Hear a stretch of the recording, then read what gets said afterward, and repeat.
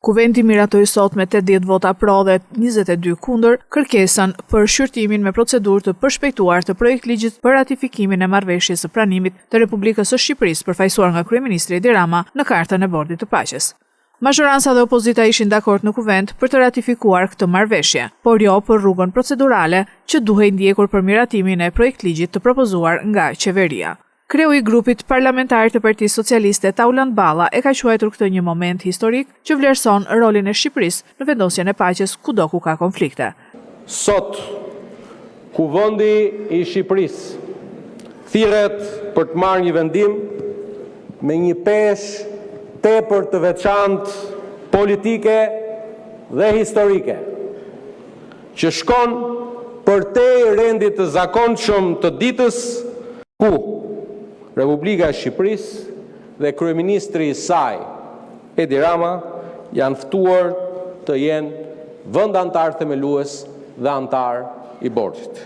Kjo ftesë përbën një vlerësim të drejtë për drejtë, ndërkombëtar për rolin konstruktiv dhe shumë të besueshëm të Shqipërisë sonë të përbashkët dhe shënon një moment të paprecedent pozitiv ku vendi ynë shihet si një aktor që kontribon në zgjidhje të rëndësishme globale për paqen e jo thjesht si dikur një pjesë periferike e tyre. Më pas kryetari i grupit të opozitës, Gazmend Bardhi, replikoi me Ballën duke i thënë se ne jemi pro antarësimit të Shqipërisë në Bordin e Paqes, por nuk e kuptoi pse ky nxitim për ta mbyllur këtë procedim sot.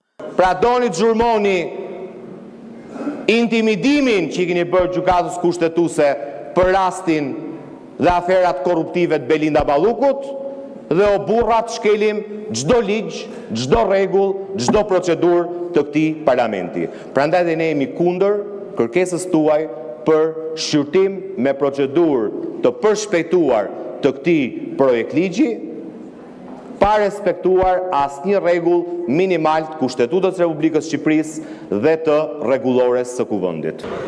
Kam përpara një kërkesë të firmosur nga deputeti që sapo foli, i cili për këtë shkeljen që pas kemi sjell ne ka propozuar amendamente. Në komision, sa po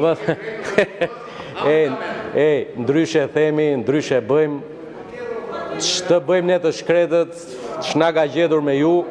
Gjithashtu u miratua me 13 vota pro të pozitës dhe opozitës projektligji për Bordin e Paqes në Komisionin e Jashtëm të Kuvendit. U rrëzuan edhe 3 amendimet e propozuara nga Partia Demokratike, të cilat kërkuan që të hiqej emri i Edi Ramës dhe të zëvendësohej nga presidenti Bajram Begaj.